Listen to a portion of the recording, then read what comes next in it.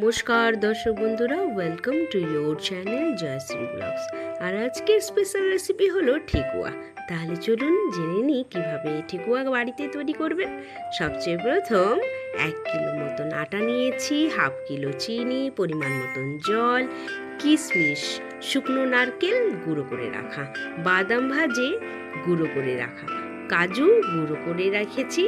এছাড়া 100 গ্রাম মতন ঘি, 100 গ্রাম মতন তেল, 2 চামচ মতন পানমৌরি এবং গুঁড়ো করে রাখা এলাচ। সবচেয়ে প্রথম একটি কড়াইয়ের মধ্যে 3 কাপ মতন জল দিয়ে দিলাম, তার মধ্যে 500 গ্রাম মতন চিনি দিয়ে দেবো। আরেকটা কথা, এটি লো ফ্লেমে ধীরে ধীরে শুধু গরম করব, এর কোনো পাক কিংবা তার তৈরি করব না। আর তারপরে ওই যে গুঁড়ো করে রাখা এলাচগুলো এই জলটির মধ্যে অর্থাৎ চিনির জলের মধ্যে মিশিয়ে দেব। এবার এটিকে একটি পাত্রে বের করে রেখে ঠান্ডা করতে দিয়ে দেবো। এবার চলে আসি নেক্সট প্রসেসে। এখন একটি বড় পাত্রের মধ্যে 1 কিলো মতন আটা নিয়ে নিলাম। এই আটা অবশ্যই একটু মোটা দানা হবে, এটি আমি মোটা দানার আটা নিয়েছি। আর এটি স্পেশালি ঠেকুয়ার আটা বলে মিল থেকে পিষিয়ে আনিয়েছি। আপনারা চাইলে বাড়ির যে কোনো আটাতেও করতে পারেন। এরপরে বাদাম গুঁড়ো করে রাখা, কাজু গুঁড়ো করে রাখা, এগুলি সব এক এক করে ঢেলে দিলাম। আর একটি গোটা শুকনো নারকেল যেটা গুঁড়ো করে রেখেছি সেটিকেও এর মধ্যে দিয়ে দিলাম। এরপর 1 কাপ মতন কিশমিশ আর 2 চামচ মতন সৌপ অর্থাৎ পানমৌরি এর মধ্যে দিয়ে এই আটাটিকে ভালো করে মিশিয়ে নেব। আরেকটা কথা বলি যে এই ঠেকুয়া বিহার এবং ঝাড়খণ্ডের স্পেশাল ডিশ। এটি ছটের সময় প্রায়ই তৈরি করা হয়ে থাকে। এরপরে ওই 100 গ্রাম মতন রিফাইন অয়েল এই আটার মধ্যে দিয়ে আটাটিকে ভালো করে মাখতে থাকবো। এরপরে আরও ময়াম দরকার হয়েছিল বলে আমি 100 গ্রাম মতন ঘিও এতে ঢেলে দিয়েছি। আগেই আমি 100 গ্রাম তেল এবং 100 গ্রাম ঘি এই ঠেকুয়া বানানোর জন্য নিয়েছিলাম, সেটি স্ক্রিনে আপনারা আগেই দেখেছেন।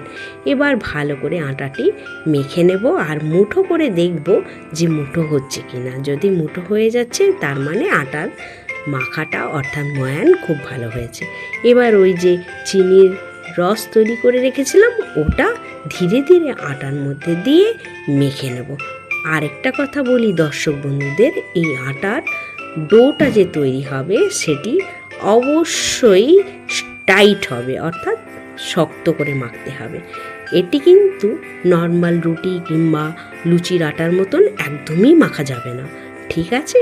তাহলে স্ক্রিনে তোমরা দেখতে পাচ্ছ আমি যে আটাটা মেখেছি, এই যে কত টাইট করে মেখেছি, এইরকমভাবেই মাখবে। এবার এগুলিকে আমি বল আকারে গড়ে নিলাম, বড় বড় বল আকারে। এবার এগুলি এক এক করে ছোট ছোট লেচি কেটে নেব যাতে সুবিধা মতন এর শেপ দেওয়া যায়। আর এর বিভিন্ন আকারের ঠেকুয়ার শেপ দেওয়ার জন্য একটি ঢাঁচা ছিল কাঠের, তার মধ্যে আমি তেল লাগিয়ে নিলাম এবং এর মধ্যে এক এক করে লেচিগুলো বসিয়ে বিভিন্ন আকারের ঠেকুয়া বিভিন্ন ডিজাইনের গড়ে নেব। তাহলে দেখলেন দর্শক বন্ধুরা কত সহজে এটি বাড়িতে তৈরি করা যায়। আর এই ঠেকুয়া খেতে দুর্দান্ত হয় আর অনেকটাই বিস্কুটের মতন। আর সবচেয়ে বড় কথা, এটি প্রচুর পরিমাণে ভিটামিনস, মিনারেলস, তার সঙ্গে প্রোটিনে ভরপুর। প্রোটিনের একটি সবচেয়ে বড় সোর্স। তাই বাচ্চাদের জন্য বাড়িতে এইরকম একটা সুন্দর স্পেশাল টেস্টি ডিশ বানিয়ে রাখলে খুব ভালো হয়, ঠিক কি না? এবার চলে এলাম ডিপ ফ্রাই করব এই ঠেকুয়াগুলিকে। তার জন্যে কড়াইয়ের মধ্যে পর্যাপ্ত পরিমাণে তেল নিয়ে গরম করে এক এক করে সব ঠেকুয়া ছেড়ে দিয়ে ভালো করে ধীরে আঁচে অবশ্যই লো ফ্লেমে ঠেকুয়াগুলো ভাজবে। আর এইভাবে সমস্ত ঠেকুয়া আমি তৈরি করে নিলাম। এই যে আমার ঠেকুয়া রেডি হয়ে গেল।